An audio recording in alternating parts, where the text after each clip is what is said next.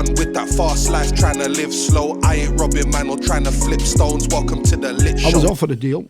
It was a major deal. It started off when we were talking about a single that then led into a few record labels talking. There was Sony, there was Mercury, there was A&M. And my manager at the time had sorted all the deal out and everything. And this is your new manager, not the no, guy yeah, this is another manager or now. Giles. No, Giles wasn't my manager. Dave Klein was the manager. Yeah, Giles is cool, man. No, Giles is family, right? You know what I mean? But yeah, basically, the other manager got me in a position after Lyrical Maniac to go and discuss deals and whatever. But a lot of money got offered. It was life-changing money. But I've seen a friend of mine basically have that same situation a few years before, right? I think actually a year and a half, 2 years before, and it didn't really work out. And I just thought, I don't want to make that same mistake. Yeah. And as you said, you've been learning about the music business. I'm watching everybody. Like the one thing, I tell you, when you've got nothing, it feels like you're in prison, yeah? And the one thing you got in prison is time. So you sit back and you watch everybody. I spent a lot of my time sitting at New Cross Station watching everybody, right? If you wanted to kill me back then, you'd know that you could find me in New Cross Station. That went morbid real quick. No, but I'm just saying, it's like it was that easy. They knew where to find you, innit, if they wanted to. Yeah, I'm in New Cross Station. Everyone saw me there. I was always there. You know what I mean? But that's where I went to analyze everything. But yeah, I mean, look, Chart Moves was a record that got manufactured. And then the record, I basically told the manager, don't put it out, not with my voice. You can use my lyrics, but get someone else to do it. So then there was 5,000 records that were pressed by the record company for the game, but they had to take all of those back. Some of them are leaking around. For the game. And I told him I didn't want that. So if you look at Lyrical Maniac, the catalog number is Blade 1202. The reason why was always to symbolize there was another record before it. 1201 never came out. Oh, that's mad. Oh, what, so wait. So have you? He's probably was going to ask this, but have you ghostwritten for people before, bro? I've written for people before, but it's always like trying to help people start up. So it's nothing. When we were doing what we were doing, we weren't thinking about ghostwriting. Yeah, of course. Where we were from as well, there wasn't that many rappers. Yeah, but see, at them times, like, who's got the real bars? They must have. I thought man have been asking you. I thought they might have been trying to get some. There were people asking me. Yeah. There were people asking me. I remember a conversation. I'm not going to mention the name, but there was a girl I went out with for literally a few days, and then her and her sister. I remember a Rolls Royce pulling up in New Cross. I'm at the bus stop, and somebody goes, it's a gangster guy. Somebody goes to me, get in the car, and I'm like, for what? Yeah, he's like, just get in the car. And then the back window rolls down, and I see the girl. She's like, just get in, bro. Like, listen, we're not going to do nothing. Just get in. So I've got in, and they're going, where you going? I'm going Woolwich. And he goes, all right, I'll drop you down there. So they've dropped me down to Woolwich, but we're having a conversation, and he's asking me to ride for these two, the twins. Right, bars for them. Yeah, and I said, no, I wouldn't do it. And without being rude, the reason I didn't do it is because I wasn't going. No, it's because like I was all about having a passion for something. Whereas what they wanted to do, there was another group that was doing some pop songs, but they were twins. And this guy saw an opportunity to do that with these twins with rap. And I said, I didn't want to be the guy that was. Yeah, they're going to rely on all your bars to do that. Yeah, but they're never. But they're going to pay you for it. I didn't ask. It wasn't even about the bread. It was never. Can they do it? No, it wasn't. But I met Milli Vanilli at Mercury Records. Yeah. This guy's met everyone. Trust me. Yeah. So who would obviously you? Who's the biggest person that you'd say you've met? Eminem. You actually met Eminem, yeah?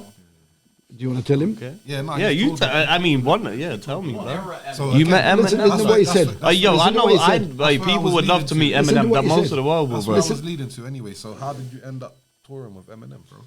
Well, I mean, you toured with him as well. Yeah. You know? And that's the Big thing. up Eminem, innit? That's the thing. This is what people don't get. They don't as well. shout You see, with you out, innit? You see when people do these things where it's like, oh, I'm a local rapper in Burnley, and D12 have come to do a show in Burnley. They'll get local rappers to support them. So everyone says, I've supported this one, I've supported that one at a show in their local town. Like. See, when you go on tour, Yeah. you get what I'm saying to you. Yeah, that's when man's taking you places. Yeah, but you have to also remember that people like Eminem, when they tour the UK, they only do 3 or 4 shows. Yeah, so there's not that many shows. Yeah, but They still, go They do for the one in big a few events. major cities and then bounce. Few major festivals Yeah, maybe a lot or of the something time, like a that. lot of the time, bro, man get one. You get a support at this show, a support at that show, a support at Yeah, this but show. you get the from local crowd as towns. well for the. You get the done crowd that the. But- I mean, you spat in front of an Eminem crowd, then, didn't it? Yeah, I yeah. mean, you met Eminem and you spat in front Bro, of one of his crowds. That's Bro, crazy. listen, on the day, on the day we done the show. Your record sales must have hit off. Yeah, oh yeah. Well, no, they were hit before. That's, No, of that's course, what but- happened. Let's You go, must blood. have That's sold some like a sick food, statement. Yeah. That's- You get But me? you know, I That's still, marketing you can't buy, man. what I remember crazy. after that That's show, crazy. when we finished the show, as I was walking off, because it started off a bit cold, and then when I started walking off, loads of people were cheering and stuff, and I'm looking, and there's all these kids at the front, and one of them goes, "Yo, can you sign this for me?" So I jumped in the area to sign it, and I took the pen off him to sign it, and I went, "You know what? How about you lot sign my shirt for me?" And I'm there, and then they ran out of space, and they had to sign my arms, my trousers. It must have been gassed, I was- didn't it? Because they were like, Bro, bloody, it's with they them. signed everything. He's letting us touch him. Yeah. Do you reckon they knew? Some of them definitely knew you as well, innit? It's Yeah, not- yeah, it's I mean, not obviously, cap, but yeah, some of because- them knew you. They yeah, must have- because the song you was would have all got over some TV loyal and- fans who would have turned up just for you, innit? Like, Listen, I met people there that are fans now, and they remain fans. But at the same time, don't get it twisted. There's a lot of people that jumped on the bandwagon because we were in the charts, and they knew in you the for that. charts at the time, yeah, yeah. Oh, So sick, we were there for a little time, and then those people, when they realize that you're this underground rapper, that you're not a pop act and whatever, they start going back to the little until they're big enough and old enough to recognize the difference between good music and what's being sold to you. 100. No, of course. Yeah. So, yeah, but remember there was loads of history before that led to that moment. You know, I mean, you had obviously me standing on the street selling the records before anybody was doing it. People keep saying this person did it and that person did it in 2006 or 2004. Bro, let's go back to the real history. Let's go back to the. Let's go. He was No a little disrespect, G, to, bro. no disrespect to anyone. They did what they did, but they weren't the first. Yeah. Yeah. So go back to the real history. Go online and do your research. Yeah. The first person, and I'm not even saying I was the first person because I got the idea from watching Jamaican movies where the guys were taking their records to the shacks, and I got the idea from watching that in 1982. Yeah, and I started already making plans from early that this is what I was going to do. And I told people for years, anybody that was in Woolwich, remember, I said I'm not looking for record deals. I'll do this myself. Remember that. That's it. Oh, yo, so what did Eminem say to you, blood, when you met him, bro? I want to know this, and I'm sure if you ain't, you might have said it before, but brother, I want to know this. What did Eminem say to you, blood? Okay, so some of the things that involve one thing I don't like to do is when we're having conversations about people that are in the spotlight in some way. Yeah. I really don't like to talk yeah. about what went on unless they can be here to sit with me and validate what I say. I hear that. You get what I'm saying? I would love to yeah. know what you. I would. Yeah. But look, all I can Tell say me is, after off camera. Or something. all I can say. Yeah, go on. Sorry. No, go on, please, go on. No, I was going to say, all I can say is when I got the phone call, I remember I was sitting in my girlfriend's flat at the time, and the phone call came in. And what had happened is we changed agency on the Tuesday, right? We changed agency. So we went to Helter Skelter, who was the agents, right? And then on the Wednesday, I've gone to see my son, right? I think because the girlfriend was at college or working or something, I've gone to see my son, look after him and everything at her flat.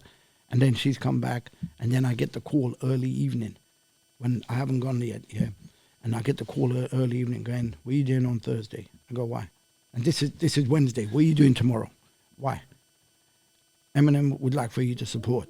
I'm like, you what? That would have been But we're, gas, bro. I would but, have like, but the shut thing up, man, is, you're no, but chatting the thing is, I forgot that we actually had a show on the day. Like we had 4 or 5 shows leading. Yeah, like, you counted that. You're shit, Mr. fuck Big Boy that. now, innit? bro. Yeah, I No, would've no, counted no, that but as no. well. Fuck them So, shows. so I mean, I'm, you know what I mean? I'm calm and whatever. And then when this call comes in, I'm like, obviously, like, I'm remembering I got the show and everything. And I'm thinking, shit, I can't just cancel the other show. Because it was, when it was offered, it was just like, what are you doing tomorrow? It wasn't like, what are you doing for the other shows and whatever. So anyway, you know, I make it sound like there was tons of shows. There wasn't. Like I said, when you do big shows like that, you only get 3 or 4 in the country. Yeah. That's what we did. So what happened is I get the call, and I'm sitting there, and I'm looking at the girlfriend and my son. I'm like, right. And you have to excuse me if I get emotional because that day changed my life. I Right? wouldn't. So you imagine you've got nothing. You've struggled for so long. Bit by bit, the doors are opening. And then all of a sudden, this thing happens that you know this could be it. This could be it, you know? And you have to remember, I was homeless for like 8 months. I was living in the basement of an equipment store before that. You know, I've spoken about this before. And to be waking up, like sometimes I would go and sleep at the girlfriend's house and whatever, but to go and to go and sleep on the floor and wake up in the morning and you're pushing mice and rats off you, and then to suddenly have the opportunity of a lifetime, yeah, that was a big moment for me. Like, and I remember when the call came in, and I'm sitting here. There's another settee sitting there. So there's another settee there. Then there's the television, which is by the wall over there. But it was one of those. Sorry, it was one of those big TVs with a massive back. You know, when they had those massive backs. So No it's flat like screen. 36. No, it was like 32 or 36 inch, but it's got a massive back. And I'm like, you know, and I've gone to the girlfriend. Like when the offer came in, I've said to the girlfriend, "Oh my God," she's going, "What's wrong?" And I'm like, "Oh my God, bro, let me show you what happened." Fuck all of this.